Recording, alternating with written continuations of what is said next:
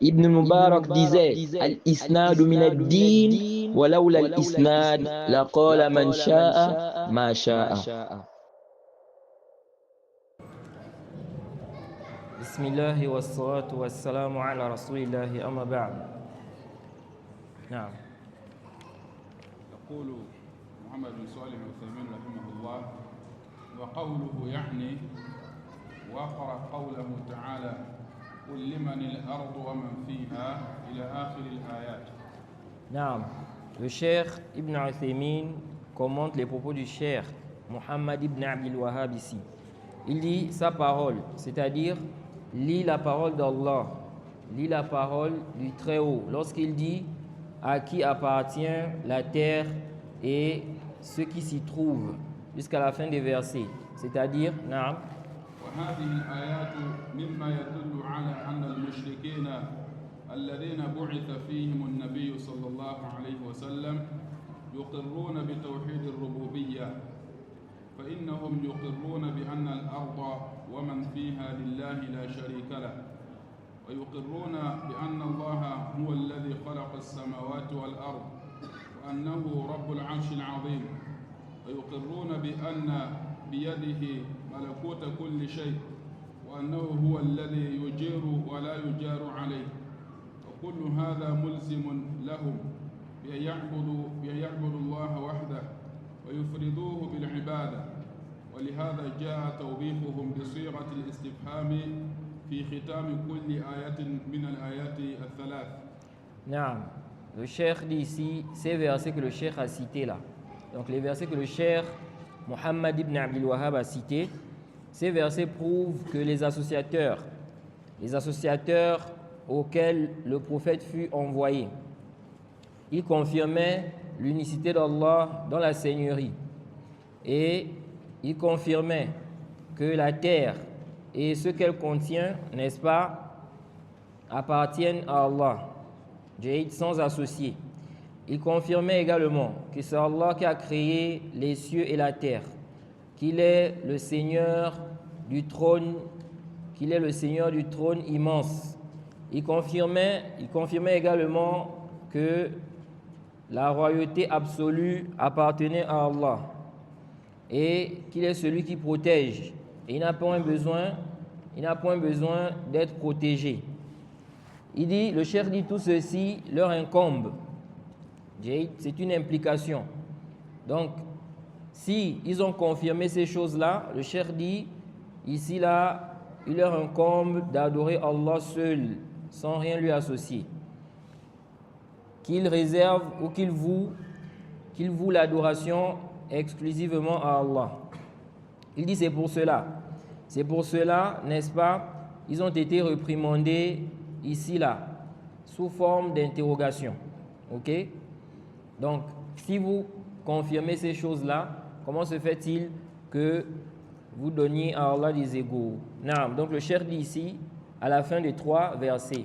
Naam, c'est venu sous forme d'interrogation. Naam. والآيات الدالة على أن المشركين الذين بعث فيهم النبي صلى الله عليه وسلم يقرون بتوحيد الربوبية كثيرة. Le Cheikh dit les preuves, les versets qui montrent que les associateurs, n'est-ce pas, auxquels le prophète fut envoyé, vers qui le prophète a été envoyé, n'est-ce pas, les preuves qui montrent qu'il confirmait l'unicité d'Allah dans la Seigneurie, sont nombreuses. Ces preuves-là sont nombreuses. نعم. يقول المؤلف رحمه الله: فإذا تحققت أنهم مقرون بهذا. نعم. أي الذين بعث فيهم رسول الله صلى الله عليه وسلم من المشركين. نعم. Le Cheikh Muhammad Ibn Abdul Wahhab dit, si tu t'es rassuré, n'est-ce pas, tu t'es rassuré, n'est-ce pas, que les associateurs là confirmaient cela, donc ce qu'on a mentionné. Le Cheikh Ibn Uthaymin dit ici là qu'il vise ici là ce là.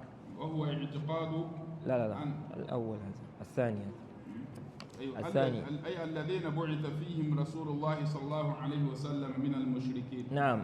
Il dit, c'est-à-dire que le cheikh veut dire ici qu'il s'agit de ceux-là n'est-ce pas, vers qui le prophète a été envoyé. Le messager d'Allah a été envoyé parmi les associateurs. Naam.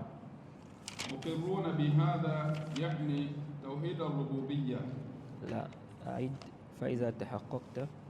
فإذا تحققت أنهم مقرون بهذا. نعم.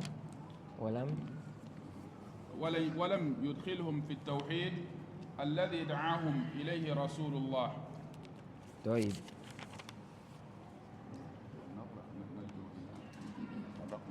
نعم صح. صحيح.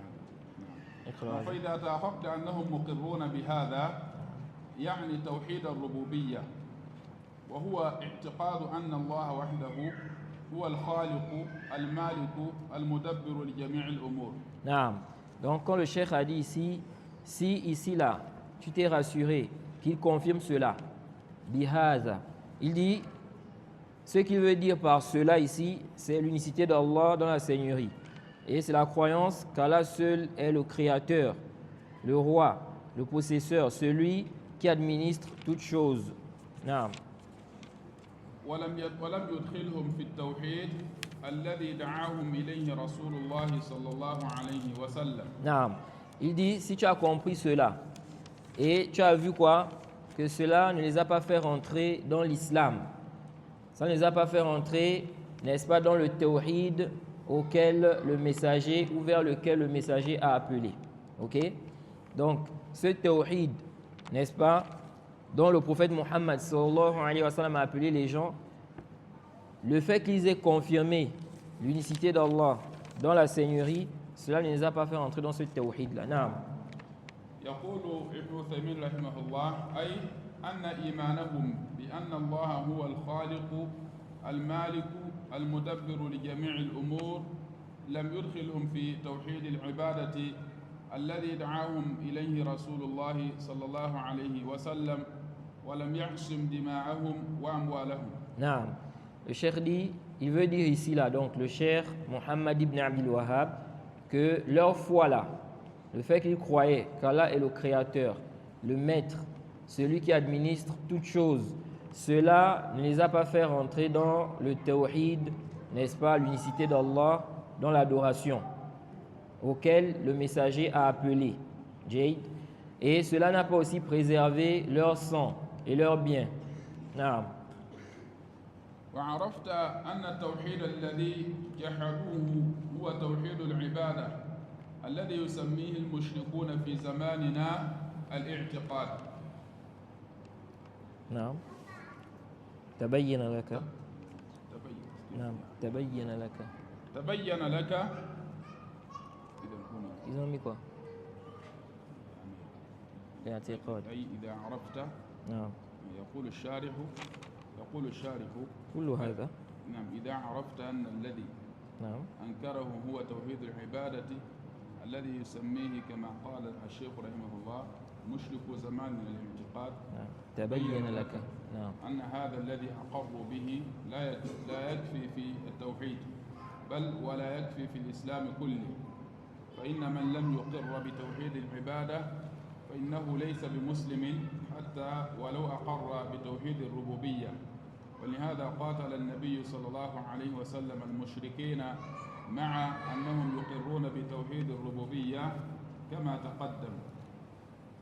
Non, le cheikh dit ici, le cheikh veut dire ici, si tu as su que ceux qu'ils ont réprimandés, donc les associateurs là, c'était l'unicité d'Allah dans l'adoration. Ce que les associateurs, comme a dit le cheikh ici, appelaient à son temps, donc à son époque, al-i'tiqad. Ils appelaient ça quoi? Al-i'tiqad. Naam. Il dit ici, il t'apparaît clairement que ce qu'ils ont approuvé là, ça ne suffit pas concernant le tawhid. Ok? Ça ne suffit pas pour entrer dans l'islam. Concernant l'islam, car celui qui n'approuve pas l'unicité d'Allah dans l'adoration, il n'est pas musulman, même si il approuve l'unicité d'Allah dans la seigneurie. Il dit c'est pour cela le prophète a combattu les associateurs. Pour autant, il confirmait l'unicité d'Allah dans la seigneurie comme cela a précédé, comme on l'a mentionné précédemment. Non. يقول المؤلف رحمه الله كما كانوا يدعون الله سبحانه ليلا ونهارا ثم منهم من يدعو الملائكة لأجل صلاحهم وقربهم من الله ليشفعوا له أو يدعو رجلا صالحا مثل اللات أو نبيا مثل عيسى. لا اقرأ كلام الشيخ ابن عبد الوهاب. يقول محمد بن فوق نعم قبل الشرح. نعم دخلت في الشرح. لا لم أدخل في الشرح، هذا لم أزل في كلام الشيخ محمد بن الوهاب. كما كانوا يدعون هنا. هنا طيب. Non. Donc le cheikh ici dit, de même, ils adoraient, ils invoquaient, n'est-ce pas? Ils invoquaient Allah matin et soir. Ok? Comme on l'a dit, les associateurs là, ils adoraient également Allah. Mais ils commettaient le shirk. Vous voyez? Et donc, adorer Allah ne suffit pas. Il faut adorer Allah seul, sans rien lui associer. Non. Donc il dit ici, ils adoraient Allah matin et soir. Ensuite, parmi eux, il y avait ceux qui invoquaient les anges, ok, à cause de leur piété et de leur proximité d'Allah, afin qu'ils intercèdent pour eux. Ou bien, il y en avait qui invoquaient un homme pieux, tel que Lat, ou bien un prophète, tel que Isa. Naam. يقول محمد بن صالح العثيمين رحمه الله يعني أن هؤلاء المشركين في عبادة الله كانوا يدعون الله تعالى إذا اضطروا إلى ذلك. Non. Le cheikh dit, c'est-à-dire que ces associateurs-là, n'est-ce pas, concernant l'adoration d'Allah, ils invoquaient Allah lorsqu'ils se sentaient quoi? Contraints. Ok? Ils invoquaient Allah. Naam. ومنهم من يدعو الملائكة لقربهم من الله عز وجل ويزعمون أن من قرب من الله سبحانه وتعالى فهو مستحق للعبادة وهذا من جهلهم فإن العبادة حق الله وحده لا يشرك فيها أحد. Non. Le cheikh dit ici, donc certains invoquaient les anges en prétendant qu'ils sont proches d'Allah. Donc ils prétendaient que celui qui est proche d'Allah, il mérite l'adoration. Le cheikh dit ceci fait partie de leur ignorance, car l'adoration est un droit réservé à Allah seul. Nul ne lui est associé dans cela. Non. وأن منهم من يدعو اللات واللات بالتشديد اسم فاعل من التي. نعم. وأصله رجل كان يلد السويق للحجاج أو يجعل فيه السمن ويطعمه الحجاج فلما مات عكفوا على قبره ثم عبدوه. نعم. Le cheikh dit, il y avait parmi eux qui invoquaient Allat. Il dit Allat ici là avec le tashdid. Ok? Allat. Il dit c'est quoi? C'est un participe actif de lat. Jade. La base de cela, il dit, c'est un homme, n'est-ce pas, qui faisait quoi? Qui préparait le sawiq. Le sawiq, c'est un aliment à base de blé et d'orge. Ok? Donc, il préparait ça pour les pèlerins. Ok? Et il mettait à l'intérieur du beurre. Ok? Ou bien le ghee. Et il donnait ça aux pèlerins. Jade. Lorsqu'il est mort, qu'est-ce qui s'est passé? Les gens, n'est-ce pas, se sont rendus à sa tombe et ont commencé à l'adorer. Naam. وأن منهم من يعبد المسيح عليه السلام لكونه آية من آيات الله وأن منهم من يعبد الأولياء لقربهم من الله سبحانه وتعالى. Naam. Il dit, parmi eux, il y avait qui adorait Isa, car c'est un signe parmi les signes d'Allah.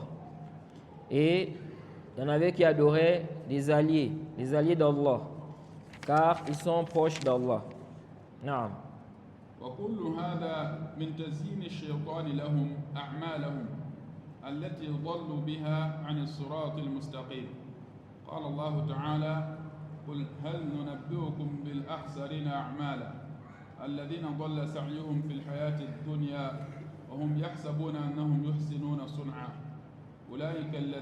كفروا بآيات ربهم ولقائه فحبطت أعمالهم فلا نقيم لهم يوم القيامة وزنا. Naam. Le cheikh dit tout ceci, c'est l'embellissement de leurs œuvres par le diable, à travers lesquelles, n'est-ce pas, ils se sont égarés du chemin droit. Ok? Shaitan a embelli leurs œuvres. Ils voient que c'est bien. Ensuite, le cheikh a cité un verset ici, où Allah dit, voulez-vous que nous vous apprenions qui sont ceux-là qui sont les plus perdants, les plus grands perdants en œuvre. Il dit, ce sont ceux-là dont l'effort dans la vie présente s'est égaré. Ok? Et ils pensent, alors qu'ils pensent, ils s'imaginent faire le bien. Ils pensent qu'ils sont en train de faire, le bien, alors qu'en réalité, ils ne sont pas du tout en train de faire le bien. Il dit, ce sont ceux-là qui ont mécru. Ceux-là ont mécru au verset de leur Seigneur et à sa rencontre. Ils ont renié les versets de leur Seigneur et ils ont mécru en sa rencontre. Leurs œuvres ont été annulées et nous ne leur accorderons, n'est-ce pas de poids le jour de la résurrection. Ce verset-là, c'est un verset aussi qui montre que ce n'est pas une condition pour que quelqu'un, n'est-ce pas, soit jugé. Ce n'est pas une condition qu'il soit convaincu. Ok? Qu'il soit convaincu de la vérité. Ce qui incombe, c'est d'expliquer, de montrer la vérité comme il se doit. Comme il se doit. Celui qui ne suit pas la passion et qui est équitable, il va suivre la vérité. Donc, ce n'est pas une condition que la personne soit convaincue. C'est vrai? Ah, ok. Ce n'est pas une condition que la personne soit convaincue. Et parmi les preuves qui montrent cela, c'est ce verset. Car Allah dit ici, قُلْ هَلْ نُنَبِّئُكُمْ بِالْأَخْسَرِينَ أَعْمَالًا. Voulez-vous qu'on vous informe, n'est-ce pas, des plus perdants en œuvre? Et ici, là, Allah nous dit ceux dont les œuvres, n'est-ce pas, ici-bas, sont égarées. وَهُمْ يَحْسَبُونَ أَنَّهُمْ يُحْسِنُونَ صُنْعًا. Ils pensent qu'ils font du bien. Donc, ils sont égarés. Mais ils pensent qu'ils font du bien. Ceci n'a pas été une raison, n'est-ce pas, pour qu'Allah, ici, là, ne les qualifie pas d'égarés. Donc, ils ont été qualifiés d'égarés malgré qu'ils pensent qu'ils font du bien.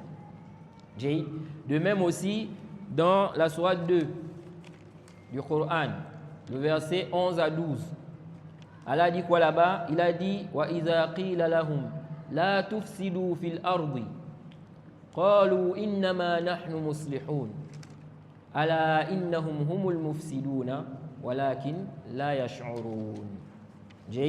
Allah dit, lorsqu'on leur dit ne s'aimez pas la corruption sur la terre, ils disent nous sommes plutôt des réformateurs. Donc eux ils voient qu'ils ne s'aiment pas la corruption. Ils sont plutôt des réformateurs. Allah dit quoi? Allah dit ce sont eux plutôt les corrupteurs. Mais ils ne se rendent pas compte de cela. Donc ici là, ils ont été qualifiés de corrupteurs malgré qu'ils pensent qu'ils sont des réformateurs. Ok? Donc ils pensent qu'ils sont sur la vérité. C'est pourquoi nous disons ce n'est pas une condition, n'est-ce pas, d'être convaincu pour qu'on juge quelqu'un. Ce qui incombe, c'est d'expliquer la vérité comme il se doit. Si quelqu'un a expliqué, ou si des gens ont expliqué la vérité comme il se doit, c'est pas ils ont mal expliqué. Parce que si la personne a mal expliqué, celui qui a rejeté ça, il peut être excusé. Parce que celui qui est venu expliquer, il a mal expliqué, il n'a pas bien expliqué. Mais si la personne a bien expliqué comme il se doit, Maintenant, celui-là à qui on a expliqué, il n'est pas convaincu, ceci n'est pas un dalil pour qu'on ne le juge pas. Ok? On va le juger. Si ce qu'il a fait implique qu'on le classe parmi les innovateurs, on va dire qu'il est innovateur. Après clarification. Jahid. Si ce qu'il a fait implique qu'on le classe parmi les mécréants, on va le classer parmi les mécréants. Même s'il dit je ne suis pas convaincu. Ok? Et ça c'est très important parce qu'il y a beaucoup de gens, n'est-ce pas, qui s'égarent par rapport à cela. Jahid. Si on t'a expliqué la vérité comme il se doit, tu es censé accepter cela. Maintenant, si toi tu rejettes ça, ok, le problème c'est chez toi là-bas. Ok? Et donc nous ici, on va faire quoi? On va faire descendre la sentence. C'est pourquoi on a posé la question au cher Ibn Baz, qu'Allah lui fasse miséricorde. Dans, n'est-ce pas, Nour al-Darb, tome 18, page 287. On lui dit ici, Kayfiyatu iqna'in nas fi tariqi da'wa. Ok? Donc la manière de convaincre les gens quand on fait la da'wa. Kayfa yatahattamu dhalik? Wa ma hiya al-usus as-salimatu lid-da'wati ila Allah? On lui dit comment cela se concrétise-t-il? Ok? Et quels sont les fondements, les bases correctes concernant la da'wa, n'est-ce pas, à Allah? Le fait d'appeler les gens à Allah. Le cher Ibn Baz répond. Il dit Iqna'un nas qad la yatayassar. Ok? Il dit convaincre les gens là. C'est quelque chose qui peut ne pas être facile. Ok? Parce qu'aujourd'hui, vous allez voir qu'il y a des gens, malgré que la vérité est claire, les preuves sont claires, il va te dire je ne suis pas convaincu. C'est pourquoi si on prend ça comme condition là, vous allez voir parmi les non-musulmans, il y en a, on leur explique l'islam comme il se doit, mais ils vont te dire je ne suis pas convaincu. Donc on va dire quoi? Que lui il est excusé. Donc le cher Ibn Baz dit convaincre les gens, c'est quelque chose qui n'est pas quoi, qui peut ne pas être facile. Il dit lakin allazi ala da'iya al-bayan. Ce qui incombe au prédicateur, c'est la clarification. Yubayyin, il clarifie. Wa yuwaddih, ok, il explique de façon claire. Il dit wallahu huwa allazi yahdi man yasha. Il dit c'est Allah qui guide qui il veut. Ok? Ensuite, le cher Ibn Baz a cité des versets où Allah, n'est-ce pas, dit d'appeler les gens avec la bonne exhortation et la sagesse. Ok? Ensuite, il dit qu'Allah a dit وَمَا كَانَ اللَّهُ لِيُضِلَّ قَوْمًا بَعْدَ إِذْ هَدَاهُمْ حَتَّى يُبَيِّنَ لَهُمْ مَا يَتَّقُونَ. Il dit qu'Allah a dit Allah n'est point tel à égarer un peuple après qu'il les a guidés jusqu'à ce qu'il leur ait montré clairement, n'est-ce pas, ce qu'ils doivent éviter. Le cher Ibn Baz dit Ma qal hatta yatabayyana. Il dit Allah n'a pas dit ici dans le verset hatta yatabayyana, jusqu'à ce que la chose leur apparaisse clairement. Non. Il a dit ici là hatta yubayyina lahum. Donc il va ici clarifier clairement les choses.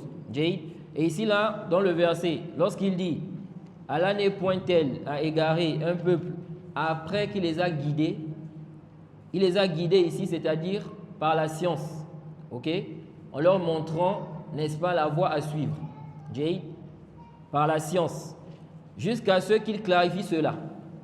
Donc il va détailler, il va bien clarifier cela. C'est ce qui incombe. Maintenant, celui qui ne suit pas, il est responsable, ok. Il dit ici fal maqsoud al bayanu wal idah. Ensuite, il a cité, n'est-ce pas, un verset où Allah dit, n'est-ce pas, que ce n'est pas toi, leur guider ne t'incombe pas. Ok? Mais Allah guide qui il veut. Allah guide qui il veut. Ici, là, il s'agit de la guider par assistance. Parce que la guider, on a deux types de guider. Ok? On a hidayatul irshad, la guider par orientation. On t'oriente, on te montre la vérité. On est en train de te guider. Ok? Donc quelqu'un peut dire par exemple, c'est moi qui l'ai guidé. Ok? Ce n'est pas interdit. Il vise par là, c'est moi qui lui ai montré quoi? Le chemin droit, la vérité. Donc on a la guidée par orientation. Ensuite, on a hidayatul tawfiq, la guidée par assistance. Ça, c'est réservé uniquement à Allah. Ça, c'est réservé uniquement à Allah. Ça veut dire que c'est Allah, n'est-ce pas, qui fera en sorte que la personne soit guidée par rapport à ce qu'il sait du serviteur, ce qui est dans son fort intérieur. Allah le connaît mieux que nous. Donc nous, ce qui nous incombe, c'est de dire la vérité comme il le faut, comme il se doit. Si on a bien expliqué, le reste, ce n'est plus nous. Allah guide qui il veut.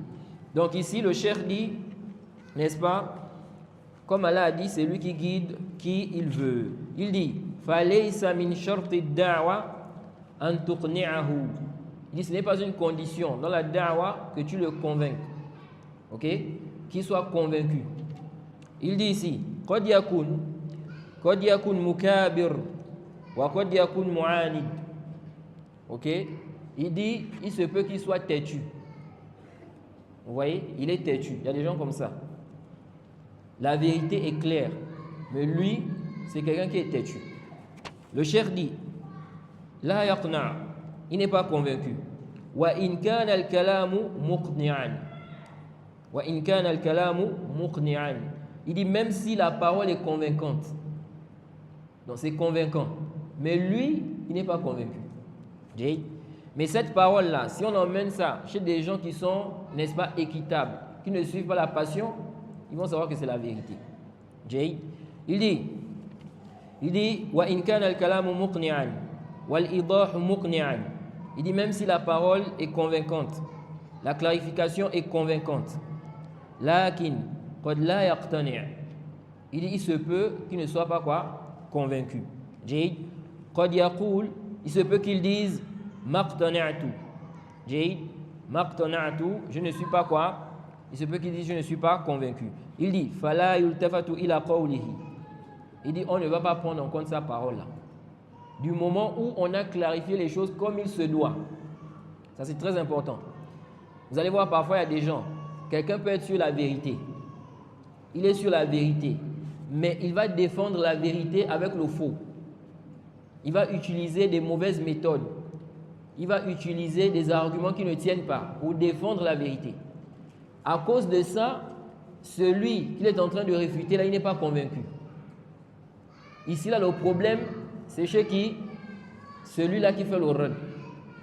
Donc, l'autre a remarqué que ce qu'il est en train d'employer comme méthode, là, pour vouloir, n'est-ce pas, démontrer ce qu'il prétend être la vérité, ce n'est pas une bonne méthode. Ce n'est pas comme ça que les gens de la sunna s'argumentent. Ok? Et ce qu'il est en train de citer comme argument, ça ne tient pas. Vous voyez? Donc ici, là, celui-là, il peut être excusé. Même si celui qui refute, là, il est sur la vérité. Mais comme il utilise ici, là, une méthode qui n'est pas bonne, un moyen qui n'est pas bon, des arguments qui ne tiennent pas, ok? C'est ce qui a fait en sorte que l'autre, n'est-ce pas, ne suive pas ce qu'il dit, ok? Donc le cheikh dit ici, il se peut qu'il ne soit pas convaincu. Il va dire, je ne suis pas convaincu, ok?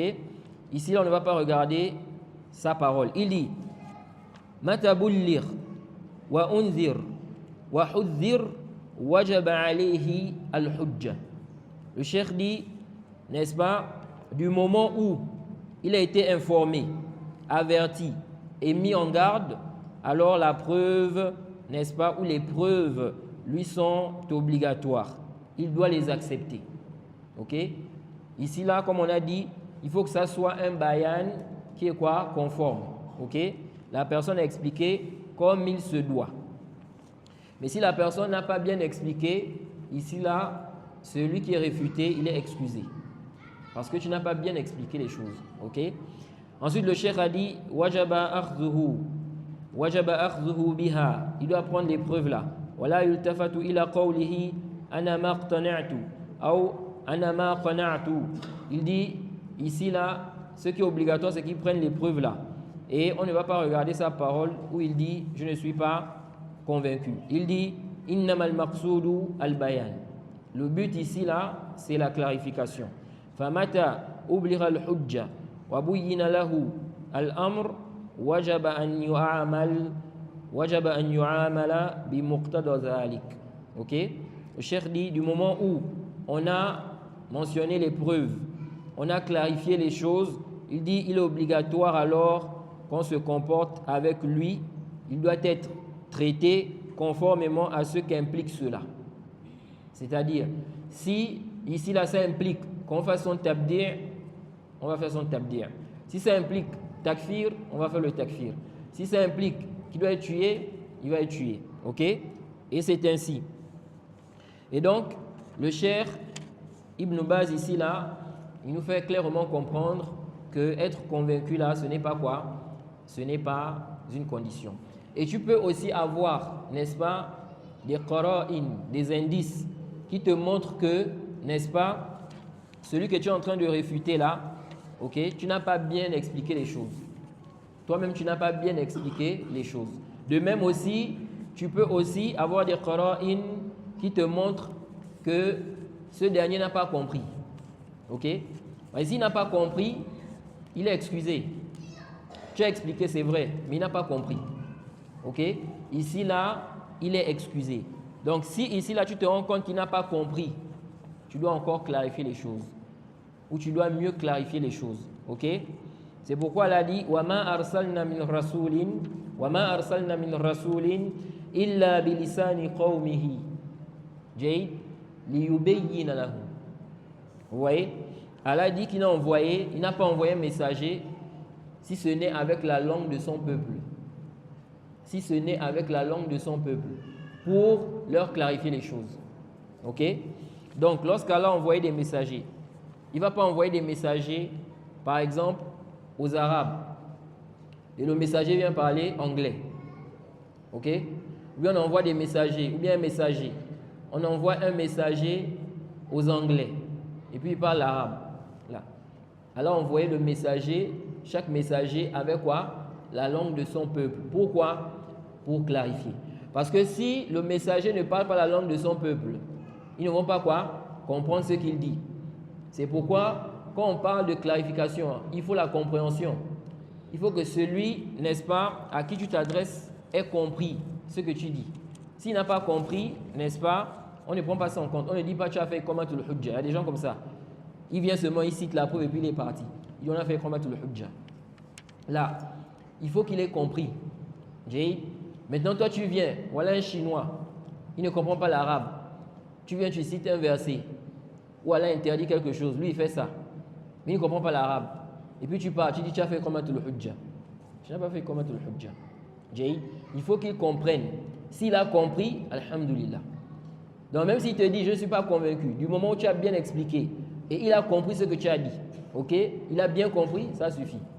Ici là, ça suffit. Non.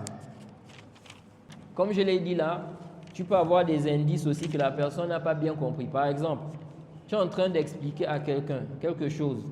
Tu es en train de lui montrer, n'est-ce pas, qu'il est en erreur. Maintenant, lui, il essaie de te réfuter. Mais dans sa réfutation, tu te rends compte que tout ce qu'il dit, en fait, ça n'a rien à voir avec ce que toi tu as dit. Donc tu comprends qu'il n'a pas compris. Il n'a pas compris ce que toi tu as dit. Ok? À ce moment, tu dois encore faire quoi? Expliquer. Non. يقول المؤلف رحمه الله وعرفت أن رسول الله صلى الله عليه وسلم قاتلهم على هذا الشرك. Non. Il dit, et donc, tu as su, tu prends connaissance que le prophète Mohammed sallallahu alayhi wa sallam les a combattus, n'est-ce pas, à cause de ce shirk. Non. يقول الشارح رحمه الله أي الشرك في عبادة الله. نعم. هذه معطوفة على قوله فإذا تحققت.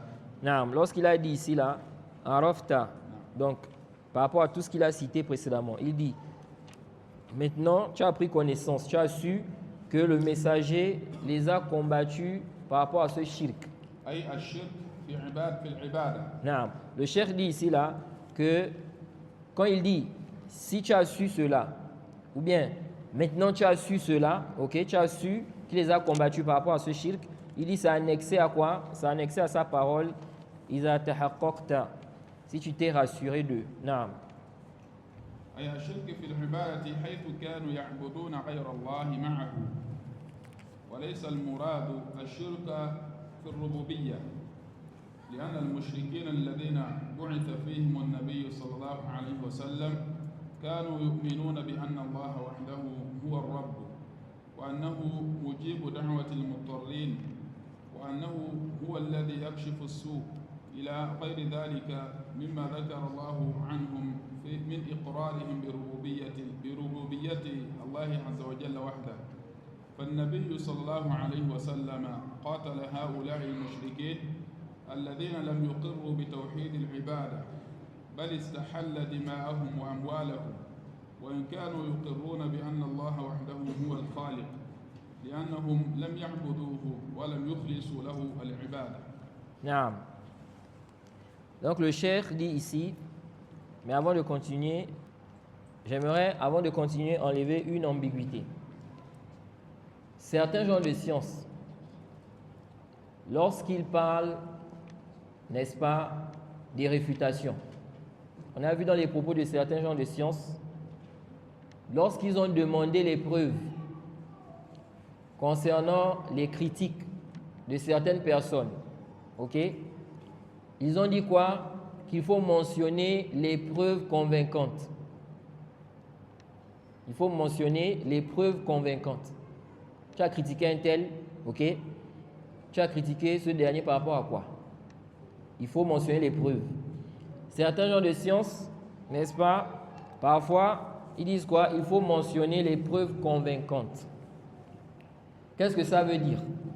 Ici, là, quand ils disent il faut mentionner les preuves convaincantes, ils ne veulent pas dire que c'est une condition pour que la personne soit jugée, qu'elle soit convaincue. Là, il veut dire ici qu'il faut mentionner des preuves que lorsque l'équitable, celui qui ne suit pas la passion, quand il va voir ça, il va être convaincu de ça. Ok? Ce sont des preuves, quand tu vas présenter ça à quelqu'un qui est équitable et qui ne suit pas sa passion, ok, qui a la science, il va être convaincu, oui, ça c'est la vérité. Jade, ils ne veulent pas dire par là qu'il faut mentionner des preuves, n'est-ce pas, convaincantes, c'est-à-dire que tant que la personne n'est pas convaincue, on ne peut pas donner le jugement sur cette personne. Non. Donc le cheikh a dit ici que le cheikh Muhammad ibn Abdul Wahhab, il dit ici, il parle ici du shirk dans l'adoration. Ok? Quand il a dit ici là, tu as su, n'est-ce pas, que le messager les a combattus par rapport à ce shirk. Ok? Il s'agit du shirk dans l'adoration. Il dit car ils adoraient autre qu'Allah. Ok? Avec Allah. Il dit le but ici là, ce qui est visé ici, ce n'est pas le shirk dans la seigneurie. Il dit car les associateurs, n'est-ce pas, vers qui le messager, le prophète a été envoyé, ces associateurs-là croyaient que le Seigneur c'est Allah. Allah est le seul, l'unique Seigneur. Et il croyait aussi qu'il répond, n'est-ce pas, à l'invocation de l'angoissé. Et que c'est lui qui enlève, n'est-ce pas, le mal. Et autre chose, parmi les choses, n'est-ce pas, qui sont connues et qui ont été mentionnées comme étant l'approbation au sujet de l'unicité dans la seigneurie. Ok? Ensuite, il a dit le prophète a combattu ces associateurs-là. Ok? Ils n'ont pas confirmé l'unicité d'Allah dans l'adoration. Il dit, il a donc rendu halal leur sang et leurs biens, même s'ils confirmaient que c'est Allah seul le Créateur, car ils ne l'ont pas adoré. Ok? Ils ne l'ont pas adoré, c'est-à-dire ils ne l'ont pas adoré seul. Ok? Parce qu'on a vu qu'ils faisaient des adorations. Comme le cheikh a dit ici. Il dit, n'est-ce pas, ils ne l'ont pas adoré seul. Non. يقول المؤلف ودعاهم إلى إخلاص العبادة ودعاهم إلى إخلاص العبادة لله وحده. Non. Il dit ici que le prophète les a appelés, n'est-ce pas, au fait d'adorer Allah en toute sincérité. نعم. يقول الشارح الإخلاص لله معناه أن يقصد المرء بعبادته التقرب إلى الله سبحانه وتعالى والوصول إلى دار كرامته. نعم. Le cheikh dit ici la sincérité, c'est quoi? C'est le fait que le serviteur vise par son adoration, n'est-ce pas, le fait de se rapprocher d'Allah, ok, et le fait d'atteindre la demeure du paradis. نعم. يقول المؤلف رحمه الله كما قال الله تعالى فلا تدعوا مع الله أحدا وكما قال تعالى له دعوة الحق والذين يدعون من دونه لا يستجيبون لهم بشيء وتحققت أن رسول الله صلى الله عليه وسلم قاتلهم وتحققت أن رسول الله قاتلهم ليكون الدعاء كله لله. نعم. Le cheikh dit, comme Allah a dit, n'invoque personne avec Allah.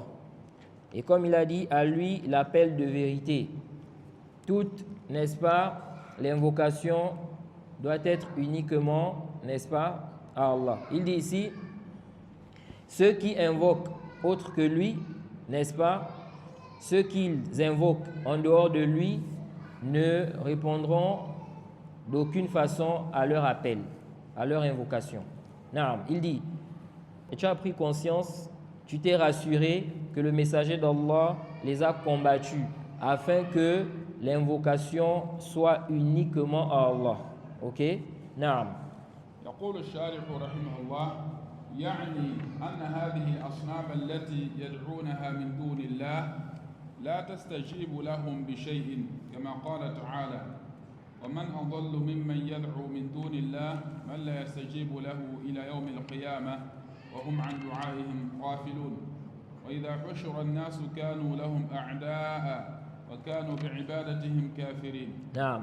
Le cheikh dit, ces statues-là, ok, qu'ils invoquaient en dehors d'Allah, ces statues-là ne peuvent pas leur répondre d'aucune façon.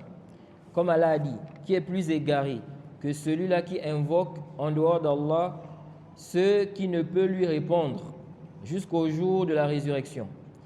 Et, n'est-ce pas, ces divinités-là, elles sont indifférentes à leurs invocations. Ok? Et il dit ici, qu'Allah a dit, et quand les gens seront rassemblés, n'est-ce pas, ils vont nier leur adoration. Ok? Ils vont nier leur adoration là. Jade.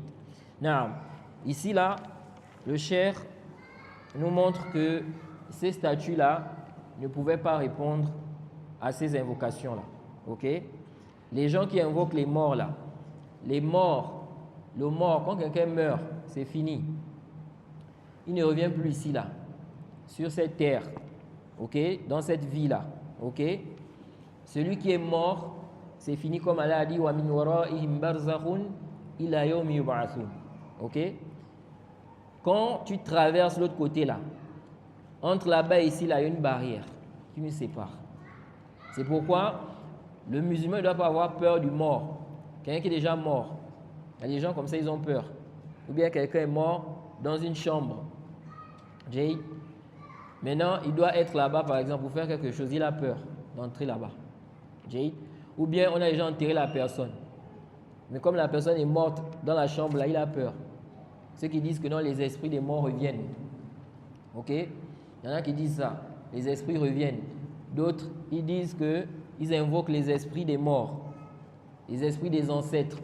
Tout ça là, ce sont des fausses conceptions. Quand quelqu'un est mort, c'est fini. Il ne revient plus ici là. Que ce soit avec son corps, que ce soit son esprit. C'est fini. Il est bloqué là-bas. Donc il ne faut pas avoir peur des morts. Et il ne faut pas demander également la protection aux morts.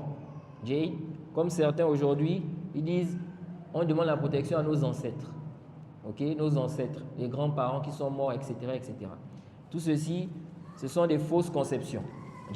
Le mort, il a plutôt besoin que tu invoques Allah en sa faveur. Demande à Allah plutôt de lui pardonner si c'était un musulman. Lui, il a besoin d'invocation. Mais toi, tu vas l'invoquer. Tu lui demandes de te donner la subsistance, de te protéger, de te garder. Tout ceci, c'est quoi? C'est de l'ignorance. Jade. Non. Donc, le cheikh ici a mentionné ce verset-là pour montrer que ces choses-là ne peuvent pas quoi répondre. Non. يقول الشارح قوله وتحققت معطوف على قوله فإذا تحققت. Non. Il dit, si tu t'es rassuré, c'est annexé à sa parole, n'est-ce pas? Si tu te rassures. Non. Donc, ce qu'il a cité à la page 29. يقول الشارح الدعاء Non. على نوعين. الدعاء على نوعين.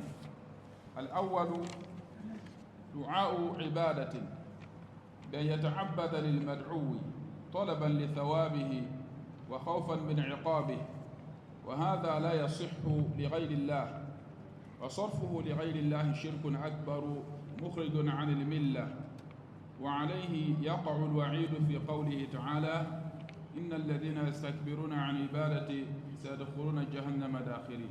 Non. Le cheikh dit, l'invocation est de deux catégories. Donc on a dit de ne pas invoquer autre qu'Allah. Jade, c'est interdit. Maintenant, le cheikh dit l'invocation est de deux catégories. Premièrement, on a ce qu'on appelle l'invocation d'adoration. Il s'agit, n'est-ce pas, du fait d'adorer. Il s'agit du fait d'adorer, ok, celui qui est invoqué. Ok. Il dit ici, en recherchant la récompense et en craignant son châtiment. Il dit ceci n'est point valide en dehors d'Allah, pour autre qu'Allah. Ok? Et il dit, faire cela pour autre qu'Allah, c'est du grand shirk qui fait sortir de la religion. Et, n'est-ce pas, la menace qui est mentionnée dans le verset qu'il va citer là, s'applique sur ce dernier-là. Ok? Il dit, Allah a dit, ceux qui, par orgueil, se refusent de m'adorer, entreront en enfer humiliés. Ok? Donc, on a ici l'invocation, n'est-ce pas, d'adoration. Cette invocation-là, on appelle ça invocation aussi. Mais c'est l'invocation d'adoration. Qu'est-ce que c'est? C'est le fait d'adorer Allah. Ok? Ou adorer une chose quelconque. C'est quoi? On dit ici l'invocation d'adoration. Pourquoi on a appelé ça comme ça? Lorsque, par exemple, tu accomplis la prière. Ok? Lorsque tu accomplis la prière, ici on dit que tu es en train d'invoquer Allah. Quand tu donnes l'aumône pour Allah, ok? Tu es en train d'invoquer Allah. Quand tu fais le hajj, tu es en train d'invoquer Allah. Tout ce que tu vas faire comme adoration là, c'est une invocation. Jade. Pourquoi on a appelé ça comme ça? Parce que celui qui fait ça, en réalité, il fait ça pourquoi?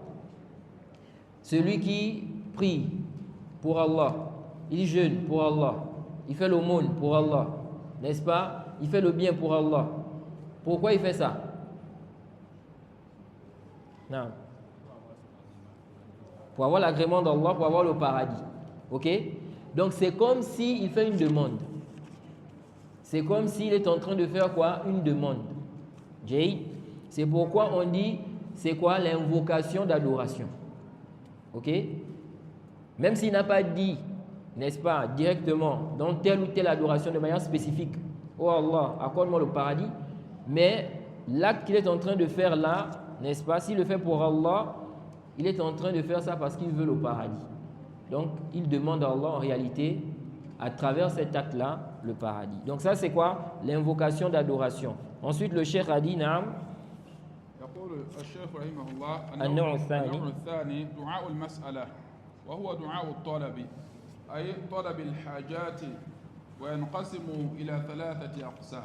Naam. Il dit ici, deuxième catégorie, on a l'invocation, n'est-ce pas, de demande.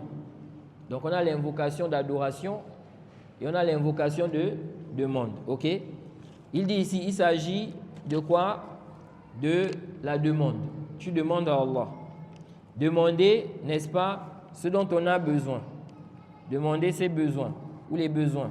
Et il dit ça se divise en trois. Naam.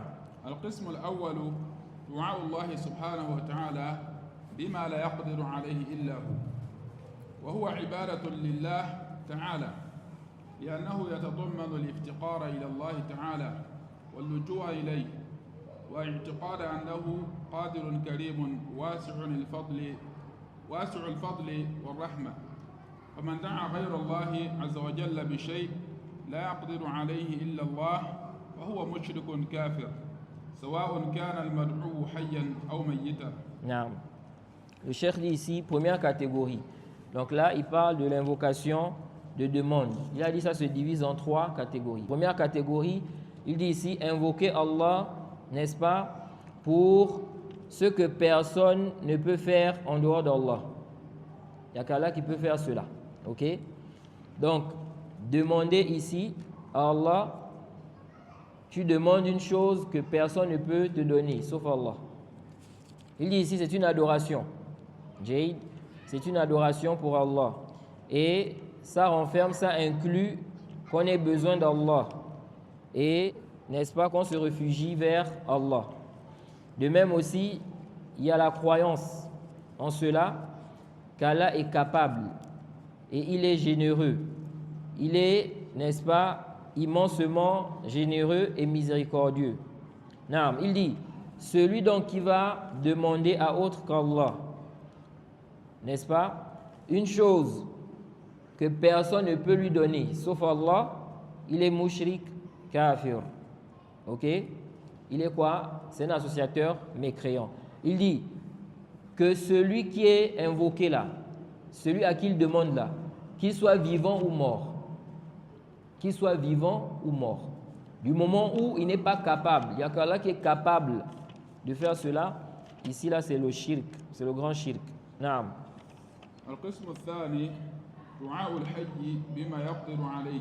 Ceux qui demandent les enfants aux gens là, ils vont chez les charlatans, je veux faire les enfants. C'est Allah seul qui peut faciliter, qui peut faire en sorte que tu aies des enfants. Le fait de croire qu'en dehors d'Allah, quelqu'un peut, il a un pouvoir pour faire en sorte que tu aies des enfants, ça c'est du grand shirk. Non. القسم الثاني دعاء الحي بما يقدر عليه مثل يا فلان اسقني فلا شيء فيه. Non. Deuxième catégorie, il dit invoquer ou demander, n'est-ce pas, au vivant dans ce dont quoi il est capable. Ok? Donc, il est capable de faire ça, un vivant. Tu demandes à un vivant quelque chose qu'il est capable de faire. Il dit ça, il n'y a rien dans cela. Ce n'est pas interdit. Par exemple, tu dis un tel, abreuve-moi. Ok? Emmène-moi de l'eau, apporte-moi de l'eau. Ici, il n'y a pas de problème. Il est capable. Il peut aller acheter de l'eau. Il peut aller acheter de l'eau et t'emmener cela. Non. القسم الثالث دعاء الميت أو الغائب بمثل هذا فإنه شرك. Non. Troisième catégorie, il dit invoquer le mort, demander au mort, ou bien celui qui est absent. Ce genre de choses-là, il dit ça c'est du shirk. Non. لأن الميت أو الغائب لا يمكن أن يقوم بمثل هذا. Non. Il dit parce que l'absent et le mort, n'est-ce pas, ne peuvent pas faire cela. Quelqu'un maintenant, il dit, il va s'adresser à un mort. Quelqu'un est mort. Il lui apporte-moi de l'eau. Abreuve-moi. Jay, il ne peut pas. Jay, non. فدعاؤه إياه يدل على أنه يعتقد أن له تصرفا في الكون فيكون بذلك مشركا. Non. Le cheikh dit parce que cette demande-là, ça montre qu'il croit que celui-là, il a un contrôle dans l'univers. Ok? Parce que comment il va t'emmener l'eau alors qu'il est mort? Ou bien par exemple, quelqu'un est aux États-Unis. Ok? Tu ne lui dis, c'est pas comme si tu lui disais, quand tu vas venir au Burkina Faso ici là, il faut venir avec de l'eau. Ou bien quand quelqu'un va à la Mecque là-bas, tu dis quand tu reviens de la Mecque là, il faut m'amener Zamzam. Ok? Ça n'a pas de problème, il est capable. Jay. Mais supposons, quelqu'un par exemple, il est dans un pays là-bas. Toi tu es assis chez toi à la maison. Tu l'appelles, tu dis emmène-moi l'eau tout de suite là. Tu sais qu'il est là-bas. Jay. Est-ce que lui peut t'emmener l'eau là? Il est aux États-Unis. Ou bien il est en Arabie Saoudite. Tu dis emmène-moi ça maintenant tout de suite là. Donc, ça veut dire que tu as une croyance derrière là. Ok? Tu as quoi? Une croyance derrière. Parce qu'il n'est pas capable de quitter n'est-ce pas, de l'Arabie Saoudite ou bien des États-Unis est emmené de l'eau. Naam. يقول المؤلف رحمه الله والذبح كله لله. Naam, le cheikh dit, n'est-ce pas, tu as donc su que le prophète les a combattus afin qu'on invoque Allah seul, qu'on immole, n'est-ce pas, que pour Allah. Ok? Naam. أي يقول الشارح الذبح إزهاق الروح بإراقة الدم على وجه مخصوص. Naam. Le cheikh dit ici là, l'immolation c'est quoi? C'est ôter la vie, faire sortir l'esprit, ok? En versant le sang d'une manière spécifique. Naam. ويقع على وجوه الأول أن يقصد به تعظيم المذبوح له والتذلل له والتقرب إليه وهذا عبادة لا يكون إلا لله تعالى. Naam, afwan. C'est comme aujourd'hui là, quelqu'un maintenant, comme certains, n'est-ce pas, quelqu'un est mort. Ils ont fait quoi? Ils ont laissé, il y a une photo de lui, ok? Une photo de lui, et puis il parle avec la photo là. Il parle avec la photo. Que, ah, tu as vu ce qui se passe ici? Il y a Kaza Kaza. Lui, il est enterré, loin là-bas. Lui, il est en train de parler avec la photo, ok? Ou bien certaines personnes, parfois c'est le grand-père. La photo du grand-père accrochée dans la maison. Il dit, grand-père, tu vois ce qui se passe dans la famille? Tu as vu tes petits-enfants, ce qu'ils font? Oui. Ça là, c'est le grand shirk. Jay. Ça veut dire que toi, tu crois que le grand-père là, il entend ce que tu dis. Ok? Il entend ce que tu dis. Et tu penses qu'il peut faire quelque chose. Ça, c'est quoi? C'est du grand shirk. C'est du grand shirk. Naam. Naam. الأول أن يقصد به تعظيم المذبوح له والتقرب إليه فهذا عبادة لا يكون إلا لله تعالى على الوجه الذي شرعه الله تعالى وصرفه لغير الله شرك أكبر لقوله تعالى قل إن صلاتي ونسكي ومحياي ومماتي لله رب العالمين لا شريك له. Naam. Le cheikh dit ici, donc, le fait d'immoler là, faire sortir le sang de la bête en immolant, il dit, ça se produit de différentes manières. Il dit, premièrement, il a fait cela, il vise par là, n'est-ce pas, le fait de glorifier, de vénérer celui pour qui, n'est-ce pas, le sacrifice a été fait. C'est ce qu'il vise ici, quand il a immolé. Ok? Il vise quoi? Le fait de s'humilier pour lui, se rapprocher de lui à travers cela. Le cheikh dit, ça c'est une adoration. Et cela n'est valide que pour Allah, comme il a légiféré, de la manière dont il a légiféré. Faire ça pour autre qu'Allah, c'est du grand shirk. Ok? Car Allah a dit quoi? Certes, ma prière, mon immolation, ma vie, ma mort, tout ceci appartient à Allah, Seigneur des mondes. Point d'associé. Naam. الثاني أن يقصد به إكرام الضيف أو وليمة لعرس ونحو ذلك فهذا مأمور به إما وجوبا أو استحبابا لقوله صلى الله عليه وسلم من كان يؤمن بالله واليوم الآخر فليكرم ضيفه وقوله لعبد الرحمن بن عوف حين تزوج أولم ولو بشاة. Naam. Maintenant, quelqu'un est immolé. Le cheikh dit, il a parlé de la première catégorie. Il fait ça pour vénérer, pour glorifier celui pour qui il a fait l'immolation, s'humilier pour lui. Il a dit ça, c'est une adoration, c'est réservé seulement à Allah. Maintenant, quelqu'un peut immoler. Il vise par là le fait d'honorer l'invité. Ok? Il a un invité. Il a décidé d'immoler. Immoler pour lui. Ok? Mais immoler pour lui ici dans quel sens? Dans le sens de préparer pour lui. Donc il immole afin de quoi? De préparer la bête là pour donner à l'invité. Ce n'est pas ici pour le vénérer, pour le glorifier. Ce n'est pas ça le but. Ok? Le cheikh dit ça là, ou bien le repas des noces, ou ce qui est semblable à cela. Donc il a immolé pour la walima. Ok? Le cheikh dit ça, c'est recommandé. Soit c'est obligatoire, soit c'est préférable. Il dit car le prophète a dit, celui qui croit en Allah et au jour dernier. Ici là, celui qui croit en Allah, c'est-à-dire d'une croyance complète. Ok? Celui qui croit en Allah d'une croyance complète. Et au jour dernier, qu'il honore son invité. Ok? Honorer l'invité, plusieurs savants ont dit c'est une obligation. Jade, un invité, quelqu'un qui vient d'un autre pays par exemple. Comme moi, je suis venu ici là chez vous. Jade, je suis votre invité. Jade, vous devriez m'honorer. Non. Jade. Et certains savants sont même allés à dire que si on n'honore pas l'invité, il a le droit de prendre avec force. Il prend avec force. Jay. Donc l'invité, il est venu chez toi, tu ne l'honores pas. Il a un haq dans tes biens. Il prend avec force. Jay. Vous voyez, c'est venu dans un hadith que le prophète Mohammed sallallahu alayhi wa sallam, le hadith est dans le Sahih al-Bukhari, le Sahih Muslim.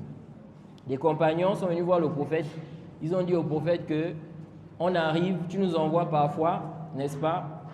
Quand on va en voyage là, on arrive chez des gens, ils ne nous honorent pas en tant qu'invités. Qu'est-ce que tu vois par rapport à cela? Le prophète a dit, s'ils vous honorent, acceptez cela. Il a dit, fa in lam yaf'alu, s'ils ne le font pas, il dit, fa khudhu minhum haqq ad-dayf alladhi yanbaghi lahum. Jay, le prophète a dit, s'ils ne le font pas, prenez le droit de l'invité qui leur incombe, qu'ils doivent vous donner. Vous prenez ça. Vous voyez, c'est pourquoi Ibn Hazm, je crois que c'est Ibn Hazm, il dit, si tu n'honores pas l'invité, il prend. Lui-même, il prend, avec force. Jay, parce que c'est quoi? C'est un droit. C'est comme la zakat. La zakat, c'est un droit pour les pauvres. C'est pourquoi on prend ça, on peut prendre ça avec force. Si tu as les biens, tu as l'argent, n'est-ce pas? Le gouverneur, par exemple, peut prendre tes biens avec force pour donner ça aux pauvres, pour donner ça aux ayants droit. Jay, parce que c'est un haq, c'est un droit des pauvres. Non.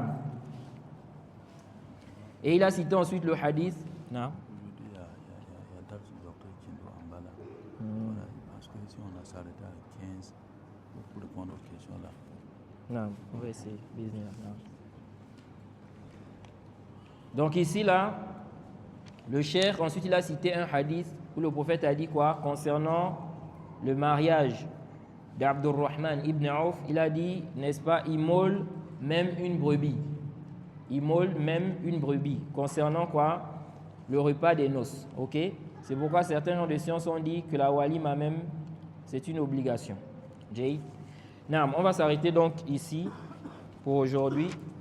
S'il y a quelques questions, on va essayer de répondre en fonction de nos capacités. Ensuite, on va se séparer. Et demain, on continue le livre. Ok, donc on va essayer de poser quelques questions. Mais ça ne sera pas tout, vu que le temps est très réduit. Il y a premièrement, c'est par rapport à la question qui était posée avant qu'on ne se quitte pour la première pause. Là. La personne demande ici, suite à votre intervention concernant l'apprentissage du Coran, c'est les Ikhwan, je profite pour poser une question sur le fait d'aller les enseigner le Coran. Est-il permis d'aller enseigner le Coran dans le milieu des Ikhwan? Non. Ça, c'est une bonne question. Jade. Donc, quelqu'un pose la question. Si on dit qu'il ne faut pas aller étudier chez un Ikhwani, par exemple. Bon, maintenant, l'inverse. Tu ne vas pas apprendre chez lui. Mais c'est toi qui lui enseignes. Jade. Ou bien, toi, tu vas enseigner dans un endroit de quoi? Où il y a les Ikhwani. Ok? Est-ce que ceci est autorisé? Jay, il n'y a pas de doute que c'est autorisé pour celui qui a la science. Jay, pour celui qui a la science, qui a bien compris, n'est-ce pas, le manhaj, et qui va... Non? On dit les ikhwan là en français, c'est que ça veut dire comme il y a des gens qui ne comprennent pas. Ah, ok. Les ikhwan, c'est ce qu'on appelle en français les frères musulmans. Les frères musulmans. C'est une secte. Donc je disais tantôt que celui qui a la science, qui a bien étudié la religion, ok, il peut aller prêcher, enseigner dans un endroit des ikhwan. Il peut enseigner un sectaire. Jay, il peut enseigner un sectaire. Quelqu'un maintenant c'est un égaré. Toi, il va apprendre la religion. Il va apprendre la religion. Tu fais quoi? Tu ne lui enseignes pas la religion, tu lui enseignes la religion. Parce que ici, c'est toi qui lui enseignes. Ok? C'est toi qui lui enseignes quoi? La religion. Contrairement à quelqu'un qui n'a pas assez de science, il n'a pas de connaissances, et puis il va étudier, ok, auprès de quelqu'un. Ou bien il peut avoir la connaissance, mais c'est celui qui est devant qui lui donne des cours. Ok? C'est celui qui est devant qui lui donne des cours.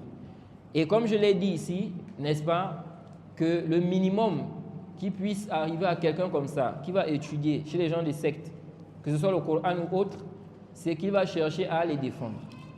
Parce qu'il va voir que c'est son enseignant. C'est lui qui lui enseigne la religion. Jay, s'il ne le défend pas publiquement, il va chercher à combattre ceux-là qui vont le réfuter. Jay, quand on va le réfuter là, il va avoir mal. Parce qu'on est en train de réfuter son enseignant. Jay, vous voyez, c'est tout à fait, ça c'est un sentiment qui est naturel. Celui qui t'enseigne la religion, ok, c'est naturel que tu l'aimes, ok, parce qu'il t'enseigne la religion, il te montre la guidée, la bonne voie, ok. Mais le problème, lorsque celui qui t'enseigne là, il n'est pas sur une bonne voie, c'est un égaré. Ça c'est le problème qui est là. Parce que ça là, ça va t'emmener, n'est-ce pas, à des choses qui ne sont pas bien. Donc ici là, nous disons que quelqu'un peut aller enseigner, n'est-ce pas, des gens qui sont égarés, du moment où ils veulent connaître, ils veulent comprendre, ok? Mais si par exemple lui, il va là-bas, ou bien il veut enseigner ces gens-là, maintenant il se rend compte qu'en réalité ils ne veulent pas apprendre, mais ils veulent plutôt quoi? Mettre des shubhat. Il y a des gens comme ça. Vous allez voir quelqu'un par exemple, il vient s'asseoir, il va poser des questions, ok? Son but, ce n'est pas d'apprendre. Son but, ce n'est pas aussi de faire profiter les autres. Jay, lui, ce qu'il veut, c'est de balancer des ambiguïtés. C'est pourquoi l'imam Malik, lorsqu'il était en train d'enseigner, Jay, quelqu'un est venu, il a posé la question. Quand il a dit « Ar-Rahmanu ala al-arsh istawa », celui qui possède l'immense miséricorde s'est élevé sur son trône. Lui, il a demandé, il a dit comment il s'est élevé. L'imam Malik a su que celui-là, n'est-ce pas, c'est un innovateur. Il veut embrouiller les gens. Il a répondu et il a dit quoi? Je vois que tu es un innovateur. Et il a demandé de le chasser. C'est pourquoi les gens qui ont des ambiguïtés, n'est-ce pas, les gens de l'innovation, ce sont des gens qu'on ne doit pas laisser se mélanger avec les gens qui sont sur la sunna, pour ne pas qu'ils contaminent. Parce que la bid'a, l'innovation, c'est comme un cancer. Vous voyez le cancer, quand ça prend un endroit là, ça va se développer, se développer, se développer. C'est comme ça l'innovation. Il va venir avec ses innovations, ses fausses croyances, il va chercher à contaminer ça. Donc si on voit par exemple qu'un innovateur, lui, il veut mettre des shubhat, alors on doit l'écarter. On doit écarter les gens de lui. Mais si on se rend compte qu'un innovateur veut connaître, il ne connaît pas. Il vient, il dit vraiment je ne connais pas. J'ai appris que ce frère-là, il a étudié, il est sur une bonne voie, il a la connaissance. Je veux apprendre la religion avec lui. Ok, je veux connaître ma religion. Je veux connaître ce qui est bien. Est-ce que je suis une bonne voie? Ok, ici, là, il n'y a pas de doute qu'il peut enseigner à cette personne. De même, si c'est un groupe de personnes aussi, il peut le faire. Car généralement, c'est l'enseignant qui influence les élèves. Ok, généralement. Même si parfois, les enseignants peuvent être aussi influencés par les élèves. Ok, mais généralement, c'est l'enseignant qui influence l'élève. Yeah. Ok, bon, il y a quelque chose qui est écrit ici, mais on aimerait que la personne passe après voir les organisateurs là. Quand vous avez parlé du fait d'honorer les invités, voilà, il dit qu'il vend des arachides sucrés. Voilà, mais il aimerait donner ça. Me donner cadeau. Ah, ok, Voilà. pour m'honorer. Voilà. Ok, d'accord. Donc, Barakallahu vous fik. passez après voir donc. Inch'Allah. Inch'Allah. Car de récompense. Amen. Donc la question suivante porte sur le débat interreligieux. Doit-on l'interdire pour changer la méthode ou changer les acteurs? Tout d'abord, le débat à la base même. Avant même de parler du débat interreligieux. À la base, le débat n'est pas autorisé. À la base, le débat n'est pas autorisé. Pourquoi? Parce que les débats, n'est-ce pas, ont beaucoup de mots. Parmi les mafasid qu'il y a dans le débat, les mots qui s'y trouvent là-bas, ça rend le cœur dur. Jay, parmi les mots, ça fait quoi? Ça emmène de la haine entre les gens. Vous allez voir deux personnes, ils s'entendent bien, mais ils vont commencer à débattre sur une mas'ala. Quand ils vont terminer le débat là, c'est quoi? Comme on dit chez nous, en queue de poisson. Je ne sais pas si vous avez l'expression là ici. On s'est séparés en queue de poisson. Vous avez ça ici? Voilà. C'est-à-dire qu'ils sont maintenant fâchés. Vous voyez? Le débat, n'est-ce pas, parmi les mots, c'est que ça amène quoi? La haine entre les gens. Parmi les mots aussi, ça fait que quelqu'un peut mentir. Ok? Pourquoi? Parce qu'on veut à tout prix avoir le dessus sur l'autre. Donc il se peut qu'il mente. Jay, il est devant des gens comme ça, surtout lorsque c'est un débat public. On lui a dit quelque chose, il est coincé. Jay, au lieu de reconnaître, il va mentir. Vous voyez, il va dire quelque chose qui n'est pas vrai. Ou bien il va attribuer une parole au prophète, alors que le prophète n'a pas dit ça. Parce qu'il veut à tout prix avoir raison. Il se dit que, si je ne dis pas ça là, je serai humilié devant tout le monde là. Donc il va mentir. Le prophète a dit comme ça, comme ça. Oui, il y a un hadith comme ça. Ou bien tel savant a dit. Vous voyez, c'est pourquoi, n'est-ce pas, les savants ont déconseillé cela. Le débat, généralement, vous allez voir que les gens veulent avoir le dessus. Celui qui débat, on ne veut. C'est-à-dire, le débat, ce n'est pas un débat où on veut arriver à la vérité. On veut quoi? On veut avoir le dessus sur l'autre. Ok? Mais avec ça, nous disons que le débat n'est pas interdit de manière absolue. Yajouz, c'est permis de débattre lorsque les conditions sont réunies. Et plusieurs preuves montrent cela dans le Coran. Parmi ces preuves, lorsqu'Allah a dit « Ud'u ila sabili rabbika bil hikmati wal mau'izati al hasana wa jadilhum billati hiya ahsan » Ok? Appelle les gens au sentier de ton Seigneur avec la science et la bonne exhortation. Ok? Wa jadilhum, et débat avec eux. En réalité, ici, là, jadilhum, c'est débattre. Et débat avec eux de la meilleure façon. Donc ça montre quoi? Ça montre que c'est autorisé. Le prophète Nour, il a débattu. Son peuple lui a dit, tu as beaucoup débattu avec nous. Jay, tu as fait quoi? Tu as beaucoup débattu avec nous. Donc tout ceci montre qu'on peut débattre. Ok? C'est autorisé. Donc la base, c'est d'éviter les débats. Mais on peut débattre s'il y a un intérêt. Ok? Si on voit qu'il y a un intérêt à débattre. Comme je disais à des frères là, quand on parlait de la question des débats avec les innovateurs là, il y a certains frères là, ils sont catégoriques. Il ne faut pas débattre avec les innovateurs, non, c'est interdit. Les salafs ont dit kaza. Et j'ai fait un rod, j'ai mentionné des preuves qui montrent qu'on peut débattre dans des circonstances et que des savants ont dit ça, etc. etc. Ensuite, j'ai dit il y a des cas où, n'est-ce pas, le débat, il peut y avoir un intérêt à le faire. Parce que on va dire oui, il suffit de clarifier la vérité. Tu n'as pas besoin d'aller débattre avec lui.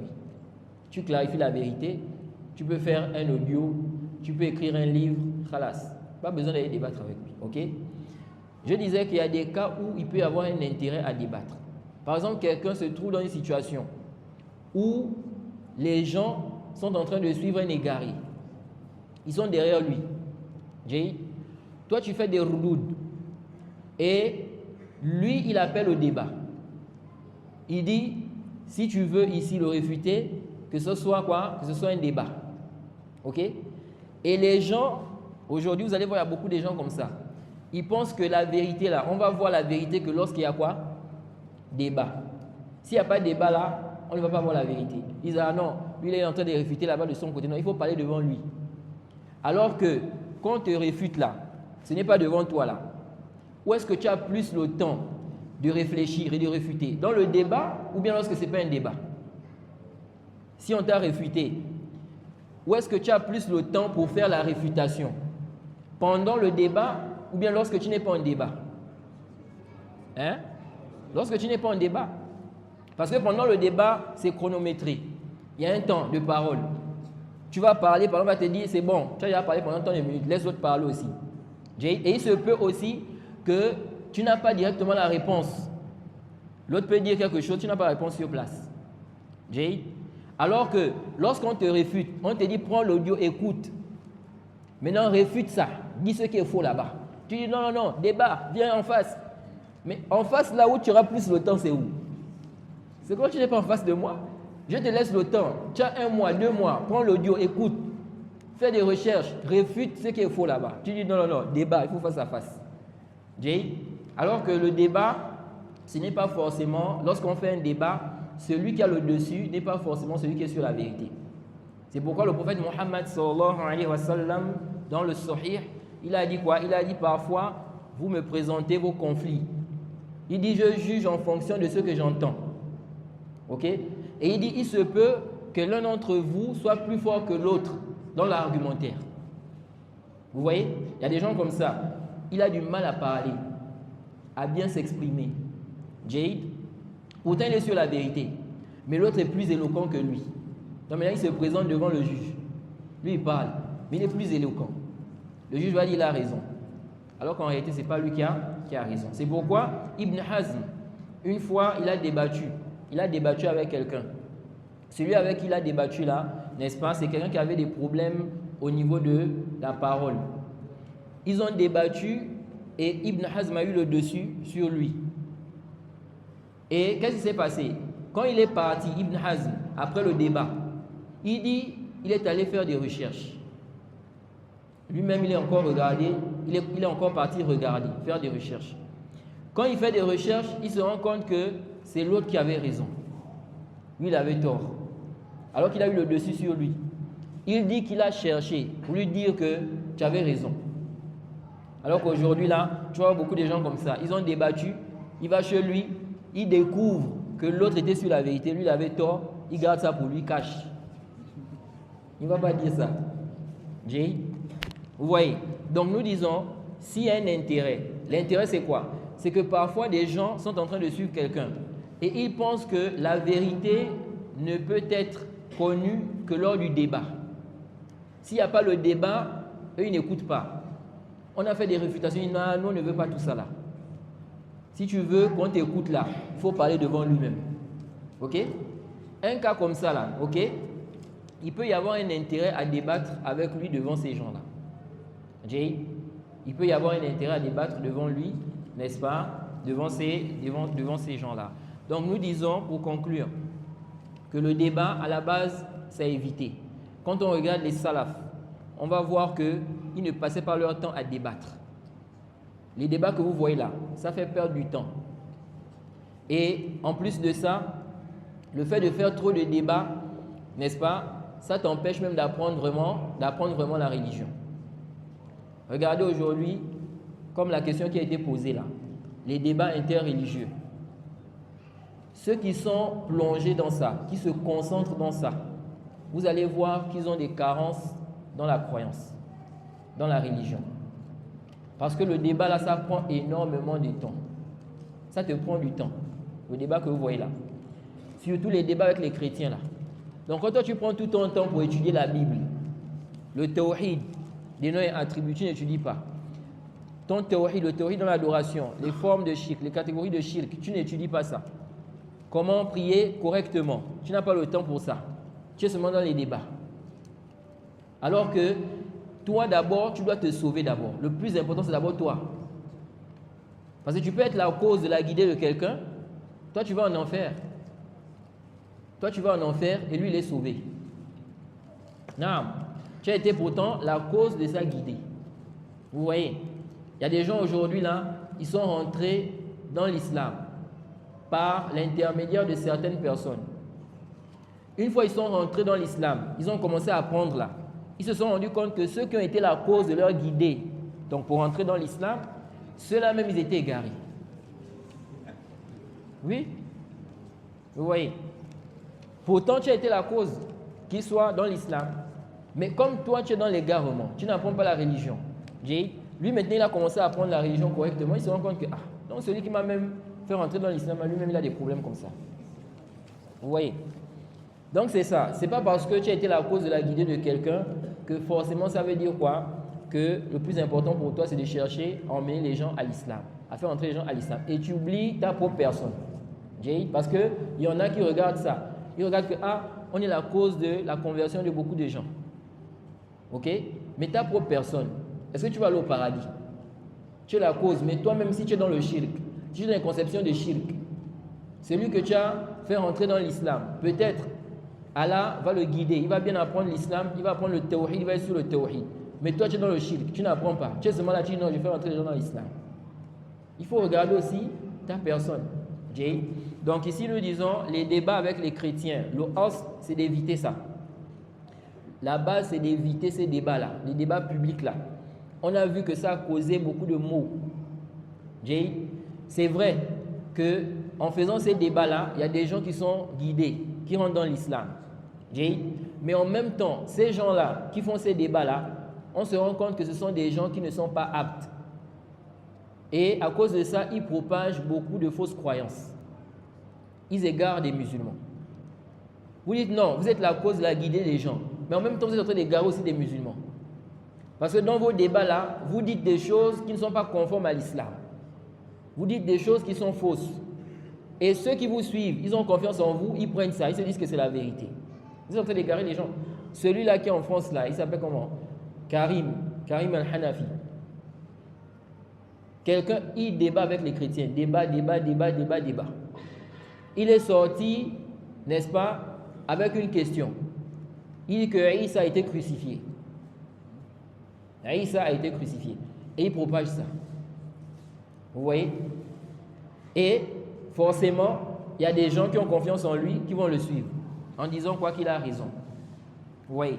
Donc, tu vas nous dire que oui, tu es la cause de la conversion de certaines personnes. Mais en même temps, tu es en train d'égarer aussi des musulmans. Il se peut même que vous soyez la cause même, que ces gens-là soient la cause même de la sortie de l'islam de certaines personnes. Parce qu'ils les emmènent dans des croyances qui sont quoi? Qui ne sont pas bonnes. Ok? Donc nous disons, la base d'abord, c'est d'apprendre ta religion. Tu apprends d'abord bien ta religion. Maintenant, quand tu auras bien appris ta religion, s'il y a un intérêt à faire un débat avec des chrétiens, ok? En passant, nous disons il n'y a pas de mal. Il n'y a pas de mal. Quant à faire de ça une habitude, comme certains font là, c'est devenu une habitude, débat public à chaque fois, nous disons ça, ce n'est pas la voie des salafs, ni la voie du prophète, ni la voie de ses compagnons. Mais en passant, ça peut arriver. Le Cheikh al-Islam Ibn Taymiyyah, il a écrit un livre, Al-Jawab al-Sahih, Liman Baddala Din al-Masih. La réponse authentique concernant ceux qui ont changé la religion du Messie. Ils refutent les chrétiens là-bas. Donc il n'y a pas de mal à les refuter, même avec leur propre livre. Vous voyez? Comme Allah a dit dans le Coran, n'est-ce pas, parlant des Juifs, il leur a dit quoi? Qu'emmenez la Torah, n'est-ce pas, si vous êtes véridique. Quand ils ont parlé de la sentence de la lapidation. Ok? Ils ont voulu falsifier ça. Allah a dit emmenez la Torah. Lisez ça. Donc ça n'a pas d'ishkal. Tu dis aux chrétiens, emmène ta Bible. Dans tel passage. On dit quoi là-bas? Bon, tu as dit ça. Montre-moi ça dans ton livre. Comme tu dis que c'est là-bas, c'est la vérité. Prouve ça. Ok? Tout ceci, il n'y a pas de problème.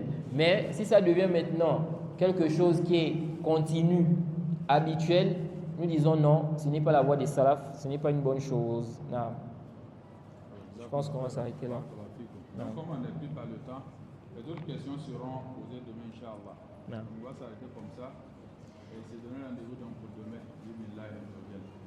صلى الله وبارك على نبينا محمد وعلى اله وصحبه اجمعين.